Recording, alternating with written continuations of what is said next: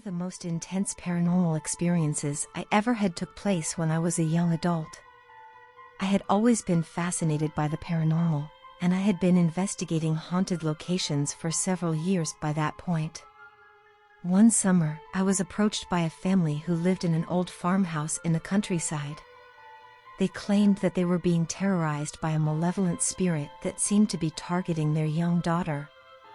They reported strange noises, objects moving on their own, and even physical attacks on their daughter.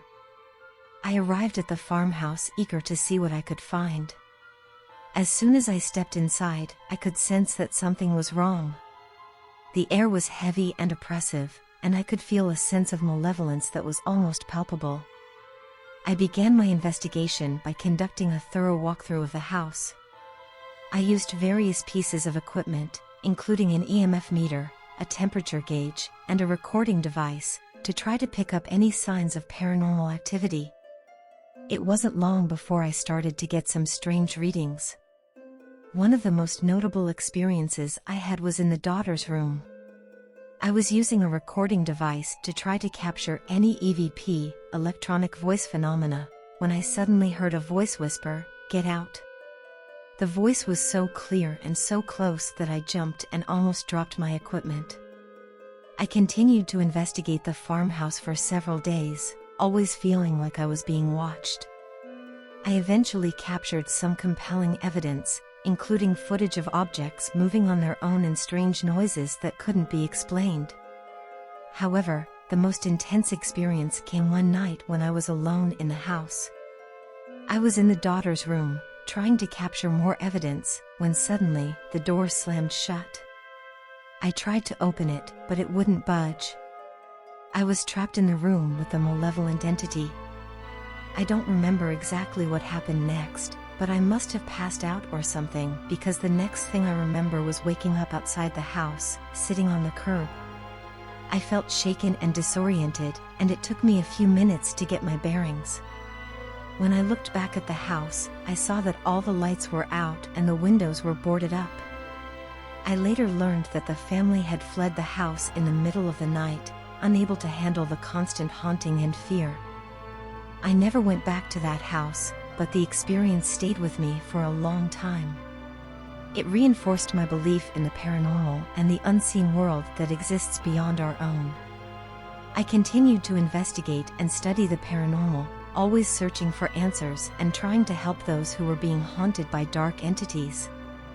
To this day, I still can't fully explain what happened in that house, but it remains one of the most intense and haunting experiences of my life. After the experience at the farmhouse, I decided to delve deeper into the paranormal world and try to understand the nature of these entities and what might be driving them.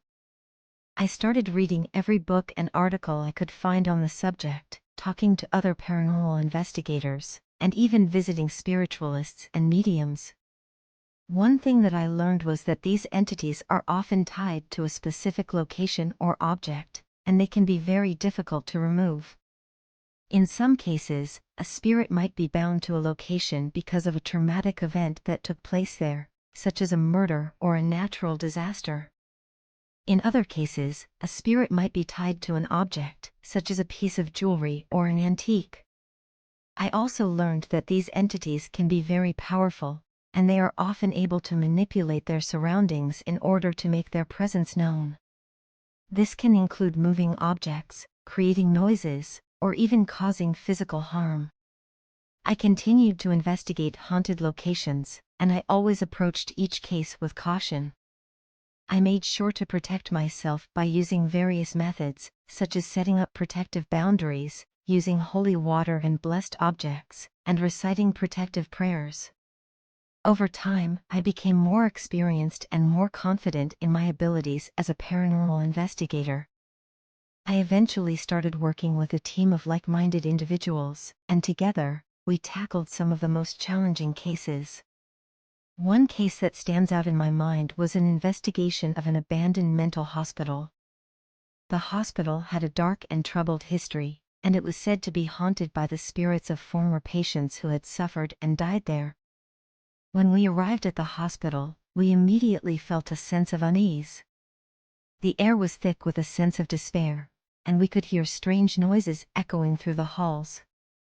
As we started our investigation, we encountered a variety of strange phenomena, including objects that seemed to move on their own and ghostly apparitions that appeared and disappeared without explanation.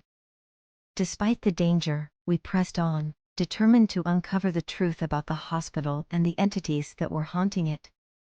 We eventually discovered that the hospital had been the site of numerous experiments and abuses, and the spirits of the patients were seeking retribution for the horrors that they had endured.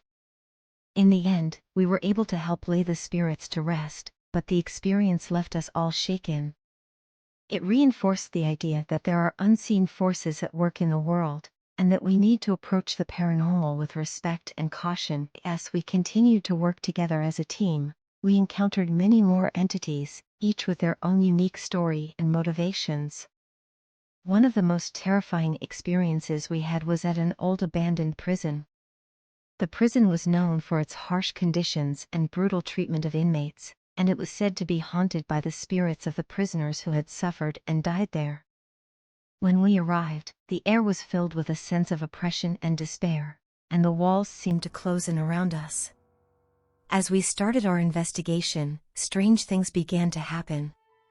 The temperature would drop suddenly, objects would move on their own, and ghostly apparitions appeared before us.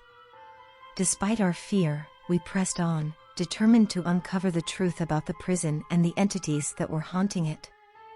We eventually discovered that the prisoners who had died there had been subjected to unspeakable abuse and torture, and their spirits were now seeking justice.